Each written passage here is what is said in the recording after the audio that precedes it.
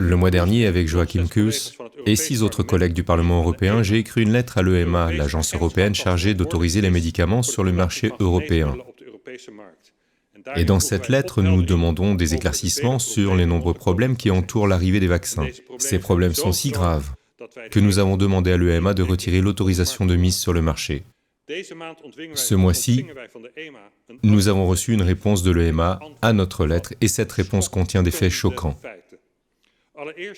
Tout d'abord, l'EMA déclare explicitement qu'elle a uniquement et exclusivement autorisé les vaccins Corona sur le marché pour l'immunisation individuelle et absolument pas pour le contrôle de l'infection, et absolument pas pour la prévention ou la réduction de l'infection. Et c'est dévastateur pour les gouvernements qui se sont lancés à fond dans la campagne de vaccination en faisant passer le message que vous le faisiez pour les autres. Rien de tout cela n'est vrai. Non seulement l'EMA n'a pas du tout autorisé les vaccins à prévenir les infections, l'EMA va même plus loin en déclarant dans sa réponse, et je cite, que les rapports d'évaluation de l'EMA sur l'autorisation des vaccins soulignent le manque de données sur la contagiosité. En d'autres termes, les vaccins n'ont pas été conçus pour prévenir les infections. Et il n'y a certainement pas de données permettant d'affirmer que les vaccins aident à lutter contre les infections. En fait, l'EMA affirme que l'exposition répétée au virus augmente le risque d'infection même chez les personnes vaccinées. Les campagnes gouvernementales massives visant à vous faire vacciner pour protéger vos parents, vos voisins, les membres les plus faibles de la société, n'étaient pas seulement non autorisées, elles étaient totalement absurdes et ne reposaient pas sur des faits. Mais malheureusement, il y a pire.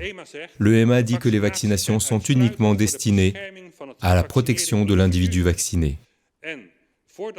Et qu'avant de vacciner l'individu, le patient, et je cite à nouveau l'EMA, toutes les informations relatives à la sécurité doivent être soigneusement prises en compte avant d'administrer ou de recommander une vaccination. Vous ne pouviez donc être vacciné qu'après qu'un médecin ait déterminé qu'il était prudent de le faire dans votre cas. Et comme pratiquement aucune personne de moins de 60 ans ne risquait de complications graves à cause du coronavirus,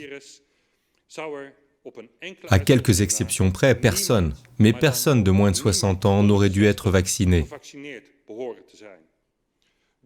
Donc les salles de sport remplies de vaccinateurs étaient totalement contraires à l'usage pour lequel les vaccins étaient autorisés par l'EMA. Et il y a pire. Pour évaluer la sécurité des vaccins, il était essentiel pour l'EMA que les effets secondaires soient correctement enregistrés. Et l'EMA dit à ce sujet, « Nous nous attendons à de nombreux rapports d'effets secondaires survenant pendant ou peu après la vaccination.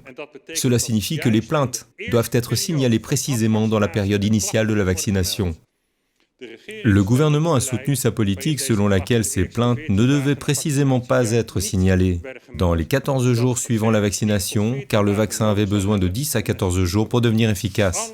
Toutes les plaintes déposées au cours de cette période ont été précisément attribuées au coronavirus. Il ne s'agit pas seulement d'une fraude, mais d'une mise en danger délibérée de vie humaine. Et je vous rappelle que nous sommes toujours aux prises avec une surmortalité massive supposée inexpliquée. En bref, cette information de l'EMA est dévastatrice pour la politique de vaccination poursuivie par Rutte et De Jong.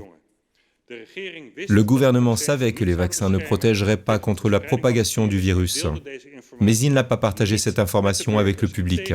Au contraire, il a imposé les vaccins à nos concitoyens par des mensonges, a dissimulé les effets secondaires et a ainsi mis en danger la santé de tous ceux qui ont reçu un tel vaccin.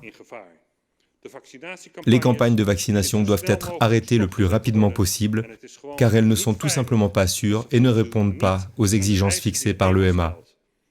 Et le gouvernement et tous les partis politiques qui le soutiennent doivent être tenus responsables de leurs mensonges et de leurs tromperies. Je vous remercie.